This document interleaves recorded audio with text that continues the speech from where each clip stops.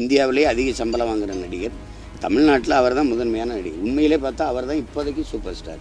150 கோடி அவருக்கு சம்பளம், 30 கோடி வரி போனாலும் 120 கோடி அவர் கையில் இருக்குது. அதை பொருள்படுத்தாமல் வர்றாருன்னா சரி, வரவேற்க வேண்டியது தான். தமிழர்களுக்கு நிறைய கோடிக்கணக்கான பிரச்சனை இருக்குது. அதில் போராடுறதுக்கு நிறைய தலைமைகள் கட்சிகள் தேவைப்படுது. அதில் அவர் வரணும்னு நினைக்கிறாரு, அதுக்கு வேலைகளை செய்கிறாரு.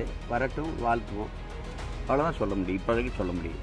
ஒரு முதுகுக்கு பின்னாடி நாம் செய்ய வேண்டிய ஒரே ஒரு வேலை தான் இருக்குது, தட்டி கொடுக்கறது தான். அதனால் தம்பியை தட்டி கொடுப்போம், அவ்வளோதான் நம்ம செய்ய முடியும். யாரோ வர்றாங்க, வரட்டுமே, அவர் விஜய் வரட்டுமே. இப்போ என்ன ரஜினிகாந்த் ஆதரிச்சுருவீங்களா? ரஜினிகாந்துக்கு எனக்கும் சம்மந்தம் இல்லை. விஜய் என்னுடைய தம்பி. அவர் யாரையாரோ வந்து கட்சி ஆரம்பிக்கிறாங்க, அவர் வந்து கட்சி ஆரம்பித்தா வரவேற்பேன். அது அவ்வளோதானே. எனக்கு வாக்கு தராமல் மக்கள் அவங்களுக்கு தந்தா பாராட்டு, அவருக்கு தராமல் எனக்கு தந்தால் நன்றி, அவ்வளோதானே. நான் அடைக்கலம் தேடி வரவில்லை, படைக்கலத்தோடு வரும். யாரும் வான்னு உன்னை கூப்பிடலையே. எதுக்கு வர? எதுக்கு வர?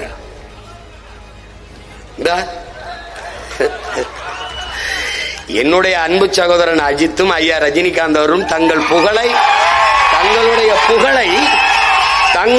புகழை வியாபாரம் செய்ய விரும்பவில்லை.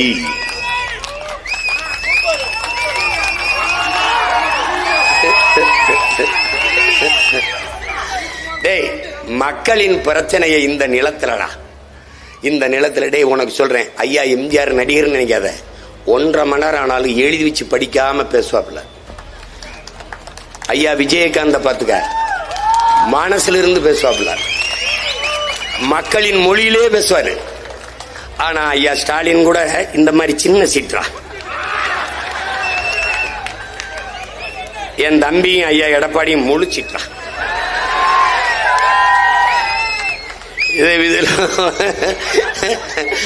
பார்த்து எழுதுற மாணவன், படிச்சு எழுதுற மாணவன், எந்த மாணவன் நல்ல மாணவன் நீங்க தான் முடிவெடுக்கணும்.